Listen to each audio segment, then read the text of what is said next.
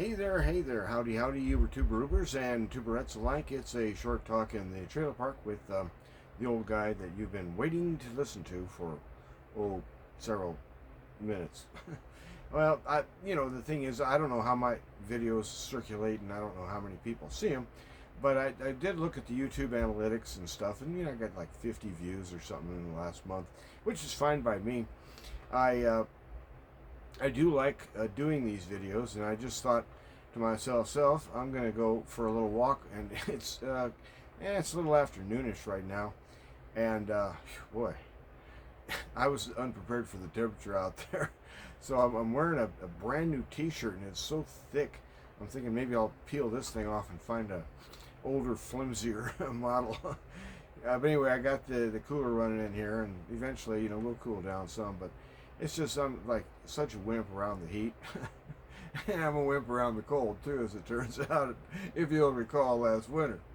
So at any rate, I was thinking about a topic today, and I thought, well, I'm going to pass this by, and you could say, well, I guess this is kind of what old people would probably talk about, maybe, if you could drop in and eavesdrop on a conversation between two old guys, possibly, But anyway, the thing is that it's difficult to get a good conversation going on this topic because people keep wanting to cut you off and have a short circuit answer. Right here, stop, no more talking, no more. And so in other words, it had to do with, we were in Sunday school today, and it was the adult class, and so ostensibly it was a discussion time, but really it was much more of a lecture, which is the standard down there. They claim you can raise your hand at any time, but good luck on never getting an answer. I mean, and them recognizing your hand. But at any rate, the point being is that I did have a chance to make a comment or two. And the issue is this, and C.S. Lewis addressed it somewhere in his writings, and I asked that AI thing to look it up for me and see if it could find the source of the quote that I was kind of vaguely remembering.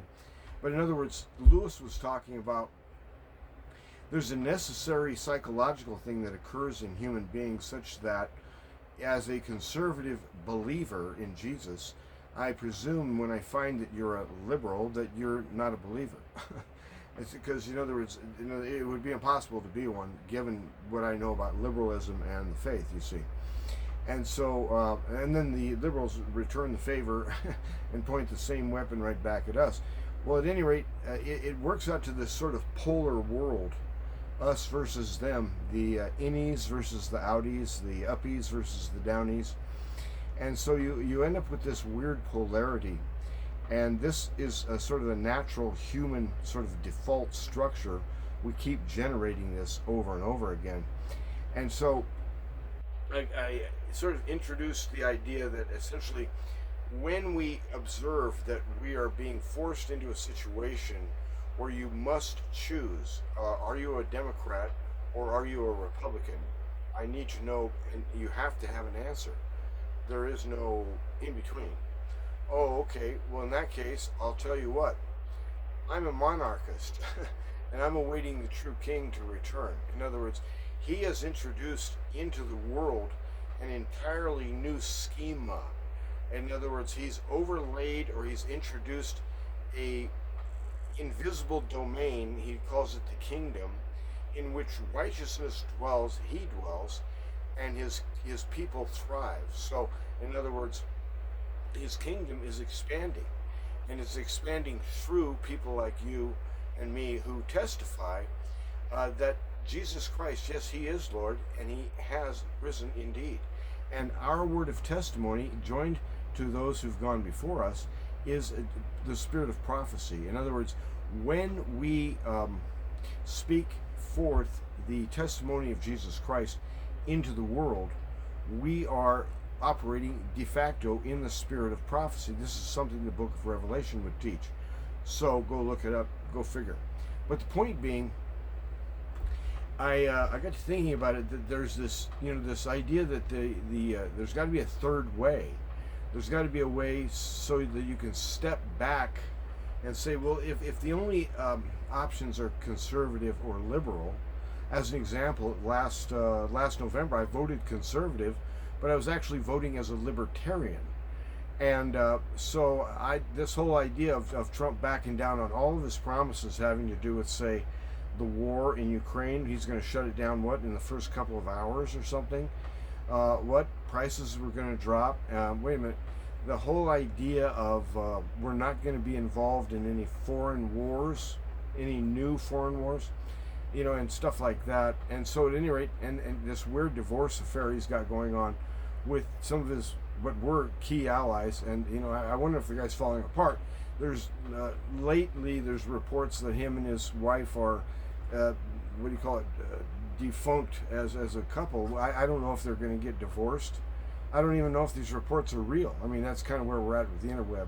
But the point is that I've heard of people who are Republicans and are Christian, and they insist that if you're a Democrat, then you're by nature, by definition, you're an unbeliever.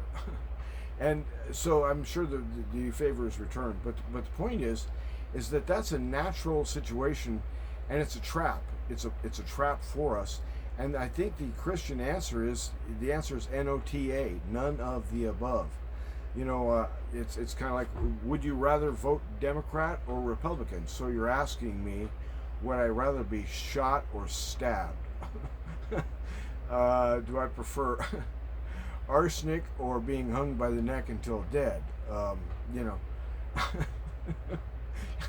There are no good options. And so he changes the subject by introducing a new domain, and in this supernatural domain, he dwells in his children, in our bodies. This is our testimony. We include that in the business about him arising and all of that stuff. We join in our voices as human witnesses to say, yes, indeed he lives also even inside me. I tell you, he's changed me. I am not the same man I was. Am I perfect? Don't be ridiculous. But I'm not the man I was. And he is making real differences in an uncounted number of people's lives, even as we speak. His kingdom is expanding against all odds, against all opposition that the world can offer.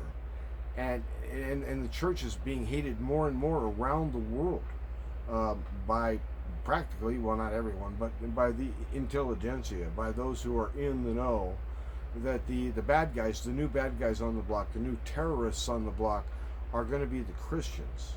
And so they've got to go. That's what our future looks like.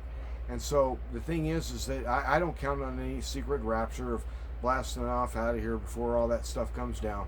So, we got to pray for insight. We got to pray for fortitude and patience, and we got to pray for wisdom from him.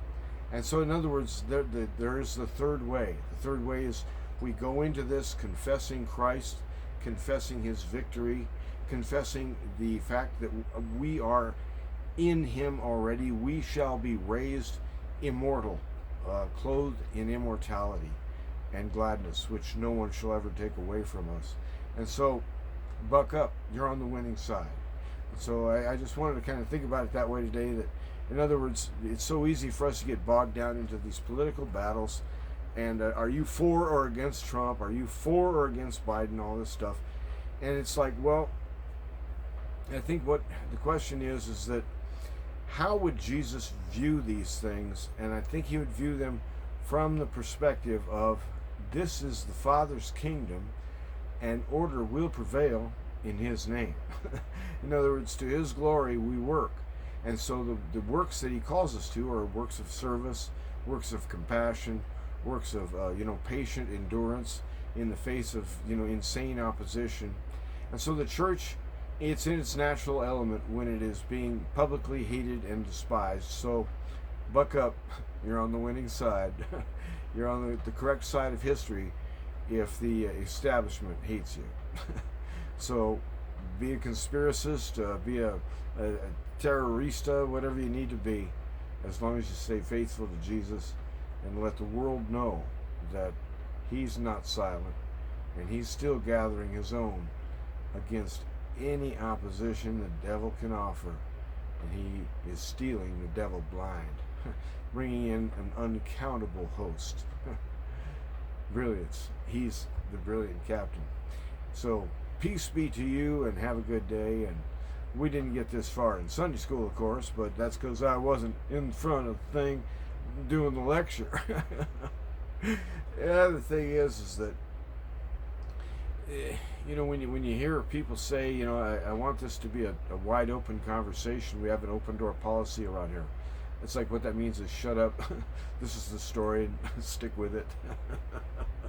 So have a wide open view, and consider that there's always a third leg. If you're given only two options, it must be A or it must be B. Step back and think, what am I missing? What am I missing? There's a third leg somewhere. And so the Bible is set up covenantally and in a Trinitarian structure. The answer is always 3 in 1, 1 in 3. The one and the many is solved in Him, and in Him only. Out here in creation, where it's always going to divide us, it's always going to polarize us.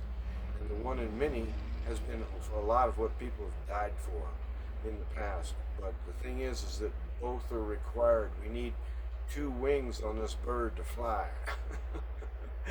And He shall make His bride whole before the end.